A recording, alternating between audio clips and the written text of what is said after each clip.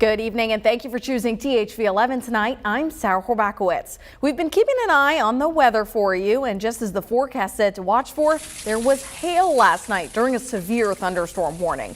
And it happened right here in Hot Springs, the evening of Oak Lawn's opening day. This video from Rebecca Joy Bingham shows heavy rain, hail, and lightning over in Hot Springs last night, where she says that hail was dime-sized. We're going to bring in now meteorologist Simone Thomas with us. Simone, these storms seem to have moved out for now, but what are we looking forward to? You know, we are watching that cold front start to move its way out of the state. The severe threat does seem to be behind us. We actually had another report of hail today, this time in Drew County, so just about 3 miles southeast of Lake Monticello. There was reports of quarter size or 1-inch hail earlier this evening. Now again, as we head into the rest of the evening, the rain threat for the most part is going to start to diminish. Skies are going to clear. We are going to see some cooler temperatures as well behind that cold front that brought all the action. Overnight lows looking to be pretty near average for this time of year, and more of the 30s, looking to get down to 36 in the metro. Pine Bluff looking to see a low of 38. Monticello, where they saw the hail earlier today, a little bit warmer, closer towards that 40-degree mark, but we've got some drier conditions ahead of us. We're going to be talking more about what you can expect coming up in your full forecast, so make sure you stick around. Now, a shooting investigation has become a homicide case in Little Rock. Police say a man shot last night has now died. It happened just before 11 when officers got a shots fired call from the 4400 block of 27th Street. 34-year-old Brad Curry was taken to the hospital. He died early this morning. This is the city's 59th known homicide of the year. Flu season is in full swing now, with numbers rising quickly across the South. RSV is also going around at high levels, and COVID-19 continues to spread steadily. The CDC is urging us here in Arkansas to stay up to date with those yearly flu and COVID shots. You can even get them at the same time to make it more convenient.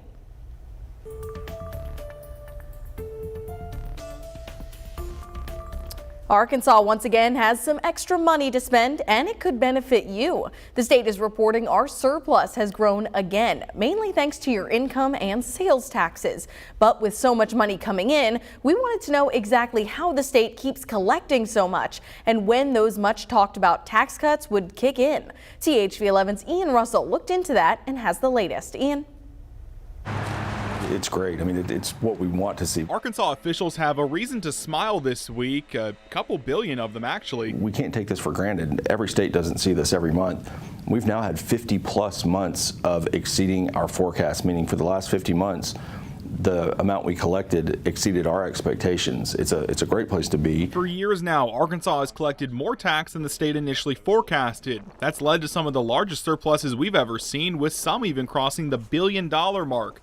Scott Harden with DFA says that trend hasn't slowed down in the first quarter of this fiscal year. So we're $144 million beyond forecast for this fiscal year. The question now is, how have we consistently raked in all this extra cash?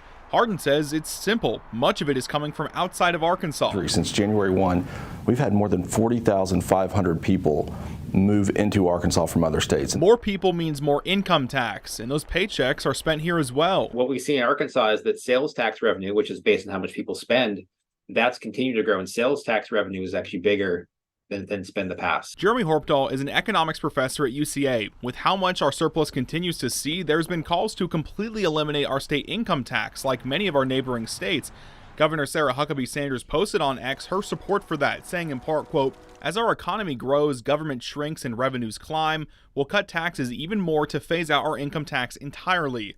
Horpdahl says while state lawmakers push towards that, a slower approach needs to happen. It makes up about half of the state's general revenue.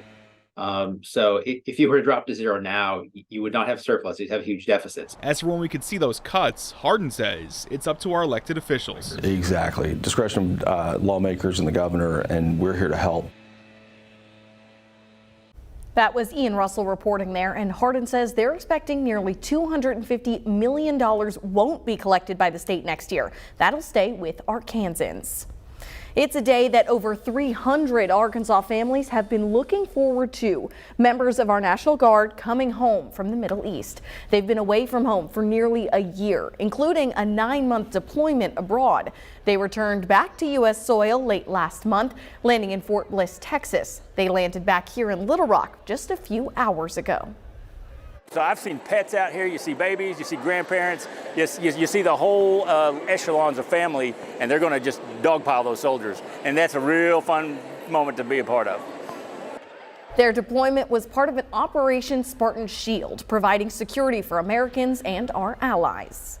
You're going to want to check this out. A Waterburger is coming to the city of Conway. In an X or Twitter post to social media Friday, the city of Conway announced plans to open a new 24-hour restaurant at 813 Oak Street. This will be the first Waterburger in Faulkner County. No word yet on when construction will begin. Folks over in Little Rock got an opportunity today to boost financial literacy in an event hosted by the city and emceed by our very own Journey Taylor. Capital Con, Navigating Your Financial Journey, began at 11 this morning at the State House Convention Center. Little Rock was one of just 9 cities nationwide to receive the grant that funded this free event, which was hosted especially to benefit underserved communities. If you couldn't go in person, city officials say that's no problem. So we're going to make sure that everything that we discuss here today, the panels and everything in between, will be available on the City of Little Rock platforms, our YouTube, as well as our website. Topics range from investing to estate planning to home ownership and more. The grant funding came from the African American Mayors Association and the Bill and Melinda Gates Foundation. In regional news tonight, we're now hearing from 3 moms in Texas angry after they said a school teacher made their elementary-aged kids take melatonin supplements without their permission. Those supplements are designed to put you to sleep, and more are intended for adults. Adam Bennett with our Houston station has the latest. Stormy Young says when her 7-year-old daughter got home from Salyers Elementary Wednesday, she reported getting more than just a lesson from the teacher. And she gave it to her and she said, here, take this and be quiet. And she said right after that, she got sleepy. And I said, well, what did it look like? And she said it was a purple gummy, like with the little dots on the top. And she said, I went to sleep. Young said her daughter slept the rest of the afternoon until the PA system woke her up at the end of the day. You can't tell me where on the face of this green earth that is okay. That isn't okay. You did not have my permission to give my child anything.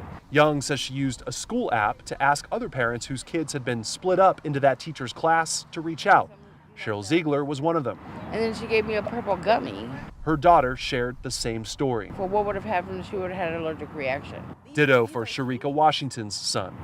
I feel like she shouldn't work with kids ever again. A spokesperson for Spring ISD told us in part, quote, an investigation into the allegations was immediately launched this morning by our Human Resources Department, which found no evidence of misconduct. In response, these parents told us they're standing by their kids' word. So what evidence do you need? My daughter's 7, so she just cooked this up in her brain.